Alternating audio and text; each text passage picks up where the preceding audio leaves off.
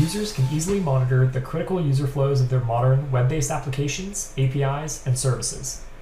We offer 3 unique synthetic test types today, including browser tests, uptime tests, and API tests. With browser tests, users can monitor single web pages or transactional flows using modern Chrome browsers from test agents around the world. In this specific example, we're monitoring a checkout process for a single-page application e-commerce site every 5 minutes from 2 locations. Down here, you can see a chart that's plotting every synthetic run over the last 8 hours. If we click into one of these data points, it'll take us to what we call our run results page. Here, you can see a trove of troubleshooting information to help root cause problems. We have a film strip at the top of the entire session. We have a video of the session that you can play. And then we have a waterfall chart with all the network activity from the browser. On the right-hand side, you can see an assortment of metrics for this specific session.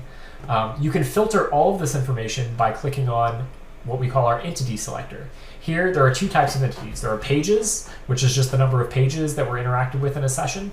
And then there is what we call user-specified transactions. So here, you can see how clicking on the entity selector filters the results based on the entity that is selected. Now, uptime tests allow users a cheap and easy way to measure the availability of any connected device or website over a range of protocols, including HTTP and TCP and UDP. API tests, on the other hand, allow users to chain together various requests and calls to monitor API-driven workflows that power mobile apps or other IoT-connected devices.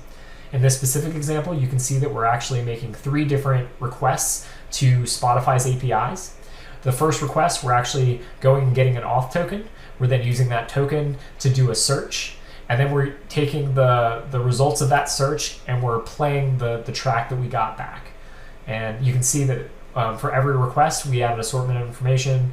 We have response headers and bodies, request headers, and some connection info in case something were to go awry. Now, when you combine these capabilities with the power of the observability platform, Splunk users have a solution to proactively test, monitor, and optimize their business-critical applications.